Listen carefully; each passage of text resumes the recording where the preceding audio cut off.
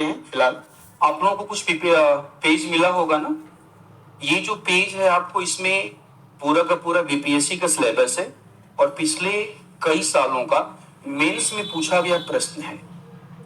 ठीक है, तो सिलेबस और मेंस में पूछा गया प्रश्न है। हम क्लास स्टार्ट कर रहे हैं। कुछ बातें मैं आपसे जानना चाहूंगा। सपोज कीजिए आप जिस एग्जाम की तैयारी करने जा रहे हैं, ठीक है, जिस एग्जाम की आप तैयारी करने जा रहे हैं वो सिविल सर्विसेज है। ठीक है, ये सिविल सर्विसेज है और ये आपका स्टेट सिविल सर्विसेज है। स्टेट सिविल सर्विसेज ये एग्जाम की आप प्रिपरेशन कर रहे हैं और इस एग्जाम को कंडक्ट करवाती है BPSC, Bihar public service commission. यही एग्जाम। मुझे अपने क्वेश्चन का जवाब दीजिएगा कि आपने सोचा कि आप बीपीएससी का प्रिपरेशन करेंगे, बीपीएससी की तैयारी आप करेंगे। आपने कभी ये सोचा कि बीपीएससी में जो आप एग्जाम देंगे, जस्ट एग्जाम मान लीजिए जो भी आप एग्जाम देंगे, बीपीएससी में 71 आप एग्जाम दें, 72 बीपीएससी दे, 73 दे, 74 बीपीएससी दे, आप मुझे बता सकते हैं कि जो भी आप एग्जाम देंगे इस एग्जाम में कौन कौन सी पोस्ट है या इस यह एग्जाम कितनी पोस्ट के लिए होता है, किस किस पोस्ट के लिए होता है? कोई है जो बता सकता है? आप please. SDM, DYSP, DC, superintendent 4, सब रजिस्ट्रार 5, वीडियो 6, 7, 8, 9, 10।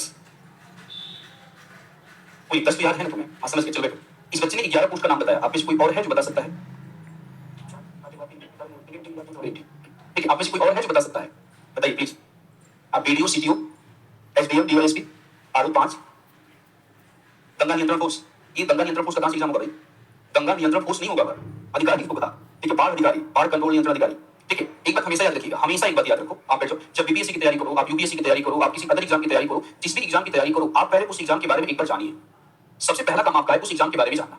अब यदि आप उस एग्जाम के बारे में जानते ही नहीं हो, वो एग्जाम किसके किसके लिए ऑर्गेनाइज होता है और आप उस एग्जाम का तैयारी करने जा रहे हैं, तो आप बताओ आपका पहला जो स्टेप है वो पहला स्टेप आपका सही है गलत है? अगर गलत हो अरेंज कर लेगा। ये हमारा स्टाफ है, स्टाफ का काम अपना है, वो कर लेगा। आपका काम अपना है, वो आप कीजिए। मेरा काम पढ़ाना है, मैं पढ़ा रहा हूं। ठीक है ना? मेरा कहना यह है कि आपने सोच लिया कि बीपीएससी की आप तैयारी करेंगे, बहुत अच्छी बात है कि आपने सोच लिया। तो जब भी आपने सोचा तो आपने क्या इस बीपीएससी के बारे में कुछ जानने का कोशिश किया? एकदम ऑनेस्टी से बोलना, ईमानदारी से बोलना। ठीक है, बीपीएससी के बारे में क्या आपने जानने की कोशिश की? मान लीजिए आप यूपीएससी की तैयारी कर रहे हैं, सिविल सर्विसेज की तैयारी कर रहे हैं, तो केवल सोच लेने से तैयारी नहीं हो जाती है। अगर आपने बीपीएससी के बारे में सोचा तो आपके पास मोबाइल है, गूगल है, आपके पास नोटिफिकेशन आता है। आपने एक बार जानने का कोशिश क्यों नहीं किया कि जिस एग्जाम की आप तैयारी करने जा रहे हैं उस एग्जाम में क्या क्या है?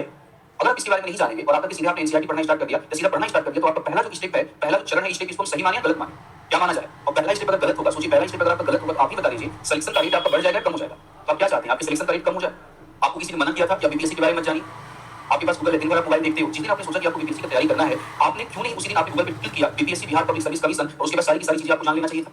हमेशा जब भी तैयारी करो, याद रखो, जब भी तैयारी करो, जिस एग्जाम की तैयारी करो, सबसे पहले ये जानो कि जिस एग्जाम की आप तैयारी करने जा रहे हैं, जिस भी एग्जाम की आप तैयारी करने जा रहे हैं, सबसे पहले उस एग्जाम के बारे में आप जानिए। पहला काम आपका ये होता है, नो योर एग्जाम। आप अपने एग्जाम के बारे में जानिए और इस एग्जाम के बारे में सब कुछ जानना है, ए टू जेड।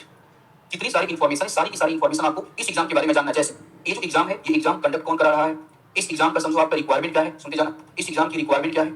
ये जो एग्जाम है, इस एग्जाम में आपका टोटल, ठीक है, कौन कौन सी पोस्ट होती है? इस एग्जाम में जो भी पोस्ट है उस पोस्ट का सैलरी क्या है? इस एग्जाम में क्या कुछ ऐसी पोस्ट भी है जो लेवल 9 और लेवल 7 की है? आप जाकर देखिएगा 71 का नोटिफिकेशन, 70 का नोटिफिकेशन आउट हो चुका है। ठीक है, 70 जो आपका बीपीएससी होने वाला है, इसमें अप्रॉक्सिमेट 2000 सीटें हैं, आपका नोटिफिकेशन इसका आउट हो चुका है। देखिएगा जाकर के 1 2 3 4 करके पोस्ट का नाम लिखा हुआ है और दिया हुआ है कि कौन सी पोस्ट आपका लेवल 9 की है और कौन सा पोस्ट आपका लेवल 7 का है। मुझे उम्मीद है कि 90% आप में से बच्चे ऐसे हैं जिनको नहीं पता कि लेवल 9 क्या है और लेवल 7 क्या है, नहीं जानते आप।